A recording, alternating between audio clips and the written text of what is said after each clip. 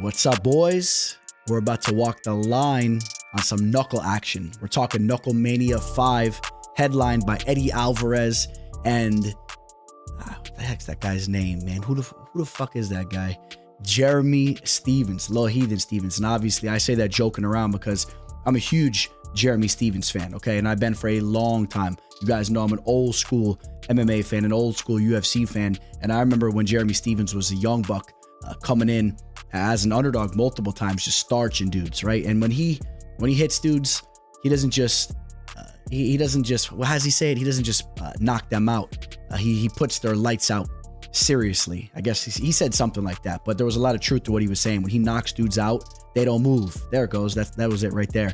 Now, other than that, we have the former UFC heavyweight Ben Rowthwell fighting for the heavyweight title against Mick Terrill. Taylor Starling will be taking on Beck Rawlings. Of course, you guys know Rawlings, a raunchy chick. I guess you could say the same thing about Taylor Starling. I like that matchup. Both those girls come in with their blonde hair, their tattoos, and they're ready to go to war. You really have to respect them.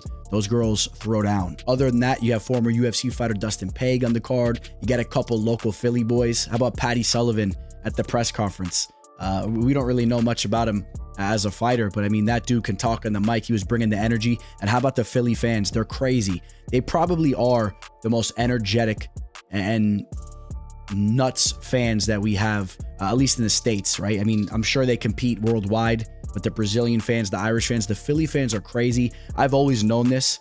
Okay, when I was a kid, I used to take the train down to the Marlins games with the boys. I would have the Keystone lights strapped up around my waistline going into the stadium. And when we played the Phillies, there seemed to always be a couple incidences that would happen. Okay, the Philly fans, they brought that energy. When they saw me and my boys, they probably were scratching their head a little bit because maybe there wasn't as many South Floridian kids like us, and we were cut from the same cloth as some of these Philly kids, and they get wild, man. I got to give them credit. They get wild, and and we're gonna see a lot of energy on the night of the fights. And then we also have the Philadelphia Eagles taking on the Washington Commanders the same weekend. So Philadelphia is a city that's going to be going crazy this upcoming weekend. Now, I will quickly brush upon some of the other fights that are taking place in this card, but this video is centered around Eddie Alvarez versus Jeremy Stephens. That's the fight I want to talk about. I want to give you my thoughts on the betting odds. I really have been breaking down this fight hard, pulling up all their recent bare knuckle fights, of course, peeking back at some of their old MMA action too. I mean, because that's always a treat to pull up. Anytime you're pulling up old Eddie Alvarez fights and Jeremy Stephens fights, I mean, I'll do that for fun on a regular day, not even when I'm cramming tape, okay? But so this video is going to be all about this fight right here. If you guys like this knuckle type of content coming your way, please like this video. If you want to see me break down other types of combat sports besides just MMA and just the UFC, you want to see me break down other promotions. I almost did a video for the PFL, but that card, I mean, oh man, you take a look at the lines throughout that entire card. I mean, such huge heavy favorites scattered around, but maybe I'll give you guys my thoughts in the main event at the end of the video as well, because that's a big fight between Usman, Nurmagomedov, and Paul Hughes. Another steep line though, but that's a fight it's worth saying at least a couple words about. Again, guys, so like this video, subscribe to the channel, go follow me on my social media. It's scrolling below. Let's get into the show. The Teller. So both Alvarez and Stephens have had two bare knuckle fights under their belt at this point in time, both taking place under the BKFC banner. Eddie Alvarez going 1-1 as he takes out Chad Mendes via split decision. Then he loses to Mike Perry. Perry, the king of the knuckle game right now. I mean, he's an absolute beast. Who is going to stop Mike Perry? On the other hand, Jeremy Stephens goes 2-0. You can argue fighting a little bit of lower level competition as he defeated Bobby Taylor in his last fight, and his first fight that he had under the BKFC banner was against the former UFC fighter Jimmy Rivera. He got the stoppage there due to a cut. Now, listen, if you take a look at Jeremy Stephens' last fight that he had, one thing that may come to note when you're looking at it is you'll say, oh, he went to a decision with Bobby Taylor, which Bobby Taylor, by the way, was absolutely jacked up for that fight. I don't want to say it like that, but I mean, there's a very strong possibility he was on performance enhancing drugs, because if you pull up tape or pictures of Bobby Taylor when he used to fight MMA back in the day when he was younger, he didn't even look to have near the physique that he had in that fight. But I think that he's kind of a sleeper of a bare knuckle fighter, man. He's a scrappy dude. Now, the point I'm making, the fact that that fight went to a decision, it could scare you, because if this fight goes to a decision and it's a war and it's a scrappy fight, you may feel, and you wouldn't be wrong for feeling that it's going to favor Eddie Alvarez with the crowd behind him, fight taking place in Philly and all that. But I'll tell you what, if you rewatch that Bobby Taylor fight, Jeremy Stephens flatlined him 2 times. I have no clue how he did not get the knockout. Okay, the first time, I mean, Bobby Taylor was knocked out. He pulled off a Tyson Fury impression from when he faced Deontay Wilder in that first fight. I mean, it was crazy. In the Jimmy Rivera fight, Stephens was landing those big shots, breaking Rivera down. I mean, Stephens is a power puncher. He's very accurate with his shots, and I think that there is a realistic possibility that he could knock Alvarez out in this fight, or at the very least, damage him up to the point that the fight gets stopped, similar to what we saw in Eddie's last fight. If you guys remember, of course, when Mike Perry broke him down and got the corner stoppage there in the second round. Another very important factor, actually, we'll get to that in a second. I want to bring up the Chad Mendes fight that went to a split decision, an arguable decision there. I mean, it could have went either way. That fight was an absolute war. I mean, even when Eddie Alvarez was landing big shots hurting Chad Mendes, like you look at the last second of that fight, he drops Chad Mendes, and then Alvarez still runs into damage. Alvarez gets sat down at the last second of the fight. He gets knocked down there again. I mean, Alvarez got dropped multiple times in that fight. He's there to be hit. He's very tough, but I just worry a little bit with him getting up there in age like he is, and just with Stephens carrying some serious power. I could see Stephens really hurting him in this fight. Now, I could also see it go the other way, because Eddie Alvarez is scrappy as hell. I mean, we're talking about just bare knuckles slinging at each other's heads. Of course, Eddie Alvarez may be live to hurt him as well. But I feel if we see a stoppage in this fight, it's most likely going to be Stephens getting the stoppage on Alvarez. And let me just highlight their ages real quick, as Jeremy Stephens is 38 years old. He's definitely up there in age, but compared to the 41 of Alvarez, man, once you hit that 40 marker, that's just a tough look. Remember, I talked about Bobby Taylor being on performance enhancing. I mean, I don't even want to say that because I don't know. But you see it a little bit more often. It's more prevalent in BKFC. I don't want to point fingers towards anybody, but you look at like Chad Mendes. Okay, Chad Mendes, he came into the BKFC scene. He was clearly on performance enhancing drugs. Okay, there's just no question about it. I mean, he was just jacked up, and that can give life to older fighters. But then some guys are against that. I don't know if Eddie Alvarez would ever be the type of dude to even mess around with that type of stuff. So I don't like to put those types of accusations out there against a legend like that. But if he is doing something like that, it would certainly benefit him. And the same could be said for Jeremy Stephens at 38. But of course, this age factor is going to benefit Stephens a little bit. I think he has a little bit more left to give the fight game. I don't like the way Alvarez finished up in that last fight. Now, think about back into the UFC, right? Jeremy Stephens was a fighter, had a good amount of fights in the lightweight division, but he eventually dropped down to the featherweight division, which was a more natural weight class for him. Eddie Alvarez, I just did my top 10 lightweights of all time, which I do in IG. I do that weekly. I've been breaking down all the different weight divisions. I have Eddie Alvarez as a top 10 lightweight of all time. Okay. And so Jeremy Stephens he's fought down in the featherweight division, then even fighting over in the bare knuckle FC scene. You know, Eddie Alvarez is a fighter that weighed 176 in his last fight. Jeremy Stephens has been fighting more around that lightweight division at 156. Now, you may say that's a clear indication that Alvarez is the bigger fighter. I don't know if that's the case. And this fight is taking place up in the welterweight division, okay? It's taking place at 170 or so. So it's up where Alvarez has been fighting. But when I saw these guys square off at the press conference, and when I've seen them square off, I don't know. It seems like Jeremy Stephens is the bigger guy. So I'm kind of scratching my head. I'm really interested to see how Stephens looks when he walks into the ring. I'm really interested to see how they match up physically. I don't think it's going to be a clear size advantage for Eddie Alvarez. So, I mean, that's my prediction there. So take note of that. So how do I see this fight going down?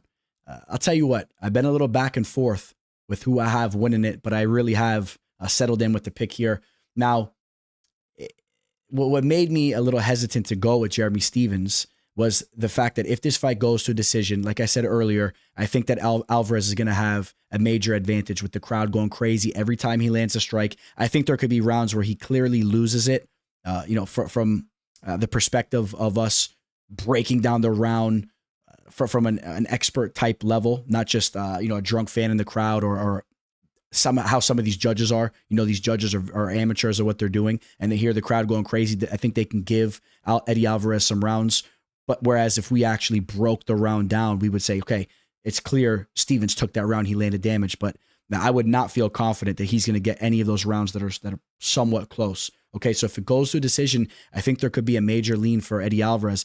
But even with that, my gut is telling me that Jeremy Stephens is coming into this fight looking to land a KO. It's what he's always done. Okay, you think about the knockouts that he's had in the past, man. When he knocked out RDA back in the day, broke his jaw. You think about the Ronnie Jason knockout. I mean, it was absolutely brutal. The Josh Emmett KO, I was live in the arena for that fight. That was in Orlando. I mean, he lands brutal KOs, and I just think that he's going to put a hurting on Eddie Alvarez to the point where Eddie Alvarez breaks down, and we see maybe that towel get thrown in again, or maybe we see him actually flatlined. Okay, he was getting dropped in that fight against Chad Mendes. Now, Chad Mendes was diagnosed with T-Rex syndrome from a young age, and he was still landing in there. And Chad Mendes is a wrestler, okay? Jeremy Stephens is a real mixed martial artist, man. He's a real striker. He's a real brawler. He's a real bare knuckle type of fighter. That's what he always was. Even when you think about the work he did in the octagon, I mean, the type of fighter that he wasn't a jiu-jitsu player or wrestler. He was a dude that looked to take your head off.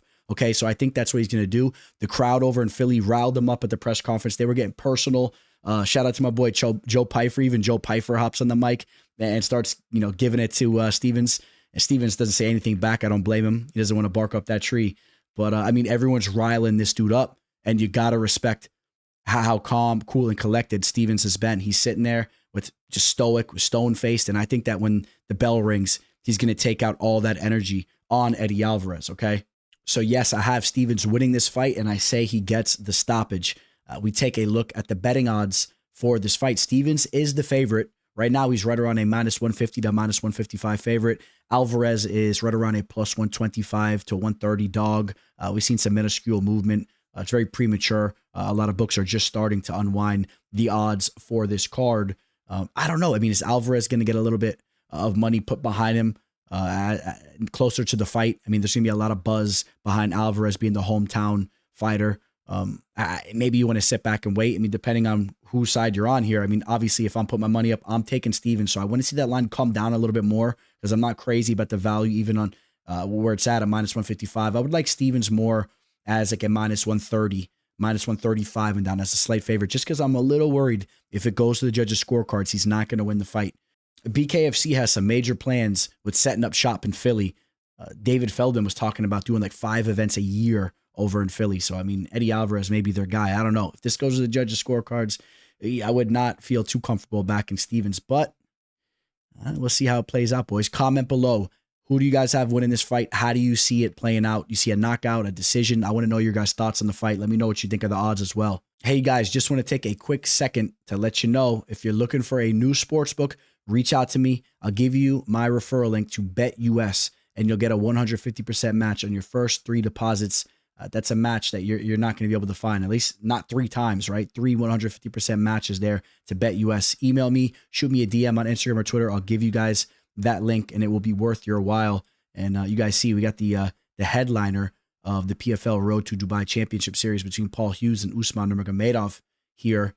And look at the odds in that. That's a little wild. We're going to briefly preview that fight before we close this video out. All right, let's get back to it. And then let's just brush upon the 2 other fights on the main card. And the co-main event, we have the heavyweight championship of the world on the line. Mick Terrill defends his belt against Ben Rowthwell. Terrill, the more seasoned bare knuckle fighter. Rowthwell, the more seasoned mixed martial artist. I mean, he's better on the block forever. Ben Rowthwell has been looking very good since throwing them knuckles, man. He's been looking great. I mean, you take a look at the Josh Copeland knockout victory that he had. That was crazy. And the thing you have to understand too, right? And in the BKFC, you're able to use the clinch. You can land strikes while pulling down on your opponent's the back of his head, using the clinch. You could throw uppercuts in that manner. That's exactly what Rowthwell did in that fight. And I think that he will look to implement that in this fight as well. Also note, even though Mick Terrill just defended his belt against Lorenzo Hunt, one of the most respected names in the bare knuckle FC game, Lorenzo Hunt was coming up in weight, right? Coming up from the light heavyweight division. Ben Rowthwell is going to be much larger than a Lorenzo Hunt, okay? Especially when you even think back to like what Hunt was fighting MMA and compared to a Ben Rowthwell. Ben Rowthwell is not only a heavyweight, he's a huge heavyweight, okay? And Ben Rothwell is a tough dude. Ben Rothwell is coming off a victory where he also injured his opponent, right? So in Lorenzo Hunt's case, when he got injured, that was a legit injury, okay? And Mick Terrill was landing cleanly in that fight. So I want to give him full credit for that victory. He was landing cleanly, and he dropped Hunt, and Hunt dislocates his elbow. Now, in Ben Rothwell's last fight, he injures Todd Duffy, but that was a completely different type of injury. He basically injured him by just breaking him down and making him quit, by just physically imposing himself on Todd Duffy. Duffy looked for a way out. And there's a reason why Todd Duffy retired from fighting MMA extremely early when he had a lot of hype on him back in the day. I think he's a little bit of a head case, but you got to give credit to Rothwell for breaking him down in that fight, landing some big shots, and Duffy wanted nothing to do with him, kind of tried to say he hurt his shoulder in that fight as well, but that was nonsense. But, we haven't seen a lot from Rowthwell. He's just 3-0, and when he goes in there, the fights end very quickly. I guess the Copeland fight went into the third round, but the other two fights took just seconds. You think about his BKFC debut against Bobo O'Bannon, finished him in 19 seconds. That was another crazy finish. So, listen, let's cut to the chase here. Mick Terrill, I can understand why he's a favorite. He has the overwhelming amount of experience. He looks to be a little bit cleaner with his strikes from the outside, whereas Rowthwell looks to make things ugly. But I think you'll have the opportunities to make it ugly in this fight. You're allowed to do that in the ring here. So I don't necessarily think that he's at too much of a disadvantage with that. If this fight does go to the later rounds, it's not that Terrill has an overwhelming amount of time in the ring. He has a lot of fights that have finished early as well. But I do feel that he may be the fresher fighter as the fight goes to the later rounds. I could see him kind of taking over and landing a little bit cleaner. I'm curious to see how Rowthwell actually looks in the later rounds. We haven't really seen much of him from him there. He kind of carries some extra weight, so I worry about that. But I'll tell you what, I'm going to say Ben Rowthwell gets it done and he becomes the champ. I'm going to say that. I'm going to side with him. I've been very back and forth with my selection here. But as we take a look at the betting odds, I think that the odds are clearly on Ben Rowthwell, who you can get right around a 2-1 favorite. He's almost around a plus 200 right now. I think that the value's on him, and I think that he's very live to pull this fight off. And then between the ladies, Taylor, Starling, and Beck Rawlings, I'm going to side with Starling here. She's a scrappy girl, man. She gets in there. She's nasty. And I know you could say the same thing about Beck Rawlings, but Beck Rawlings, she's there to be hit a little bit. And I guess you could say the same thing about Starling. All right, so the makings of a very fun fight. But I'm going to side with the dog here in Taylor Starling, who is right around a plus 130 on some of these premature lines. I've seen Beck Rawlings as high as a minus 170. I think that's a fight that should be much closer. I know Starling has fought at lower weight, fought in her last fight at a lower weight class than what Beck Rawlings has fought at. But when you take a look at the measurements, Starling, the taller fighter, the fighter with a larger reach, I don't think that would be too much of a disadvantage for her there. In fact, again, she has a 2.5-inch reach advantage. She's a tough girl. Beck Rawlings has been losing some fights, although it's coming by way of the most elite competition in the game, right? Losing to Christine Ferreira. And, we'll see where her head is at mentally. But something points towards Taylor Starling to me, so I will side with her. And I think that the dog value is on her. Never really been the biggest Beck Rawlings fan, dating back to when she was on The Ultimate Fighter way back in the day. I mean, she's kind of not my cup of tea, not really the most classy type of chick. She's fun. She's fun to watch, and she's a little bit of a spectacle, but I'm sure she's matured a lot too. Back in the show, she was much younger, but different type of chick, the way she carries herself than the ones I like to hang around with. For the headliner of PFL Road to Dubai series between Usman Nurmagomedov and Paul Hughes, two of the youngest phenoms in the fight game, I really want to see the UFC get their hands on both of these fighters, okay? They need to come over to the UFC. I mean, there's just been a lot of turmoil going down with the PFL. You hear all these fighters complaining they're not keeping them active enough. And a lot of rumors came out for the reason why they were doing that with specific fighters. They didn't want to put these big fighters in the tournaments because they didn't want to pay them the big money that they would have to pay them fight to fight, as of course, in those brackets, they have to fight very often and just all types of things that kind of rub me the wrong way. But I've always wanted to see these elite fighters all come to the UFC. You guys know it's just the way I roll. I want to see all the best talent in the world all in one organization. So we get to see all the best fighters in the world square off. Okay. I want to see Eblin get signed to the UFC. And, there's a list of some other names here. And, so technically Usman is the Bellator champion. Now we're hearing that Bellator is not really a thing. I've seen some people refer to this as a Bellator event, Bellator Dubai. I mean, it's just a little bit of a mess. Paul Hughes is a fantastic fighter. I mean, I love watching this kid fight. He's 13-1. His only loss came by way of Vucenic. And Vucenic, you guys are all familiar with him now. Jordan Vucenic, who's now with the UFC. He got redemption on him in the rematch. Okay, he's been looking phenomenal. He just went out there and defeated AJ McKee. That was a huge victory. I'm very high in AJ McKee. AJ McKee, a career mixed martial artist, the son of Antonio McKee. I mean, that was just, I can't really explain how big of a victory that was for Hughes at the time. Okay, because now he shows that he can compete with elite talent. And that's exactly what Usman Nurmagomedov is. I just think that I want Hughes to win this fight.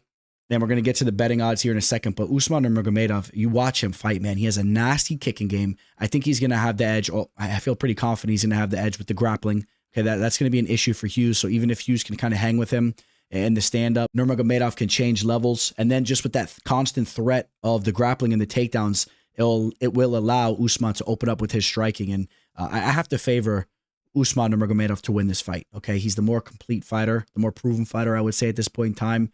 And we take a look at the betting odds. Though he opened up as a -520, did Nurmagomedov, and he did go all the way up to a 405, but now he's back to a -600.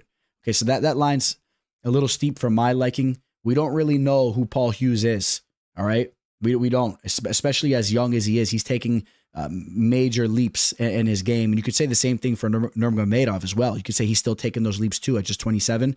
Okay, but when these fighters are at these young ages, you could see a lot of movement with their skill levels and their growth. You could see it rapidly. Okay, they're not cemented in of who they are. So even if you're breaking down the tape, I mean, and again, Paul Hughes just took a massive leap with his last performance, and who's to say he doesn't do it again and we see him even look better in this fight. So I think the value's on Paul Hughes, which you can get at +350. I'm not necessarily advising you guys to target it. I don't know. I mean, if you want to have action on that fight, I think that's the way you would go. Because what are you going to do? You're going to throw Usman in a 2-team parlay, and you could try to do that as well. But don't be shocked if the fight plays out competitively. Do let me know what you're going to do with that fight. I'm curious. Are you taking that dog value, or are you doing something with that high line there? If you head over to BetUS right now, you can go mix up a parlay or take that dog action. It's right there. We got the whole PFL Road to Dubai Championship Series. That's all on BetUS right now. So again, if anyone's looking to sign up to BetUS, reach out to me. I'll give you that referral link, guys. All right, guys, that's going to wrap this one up. I hope you guys all have a beautiful weekend. Of course, no UFC action taking place, but next weekend we have a huge card. I got that video already up here on the channel. In fact, it should be popping up here in a second. And now you guys go catch that. UFC Saudi Arabia. Signing out. Teller. The teller. The teller. The teller. The teller.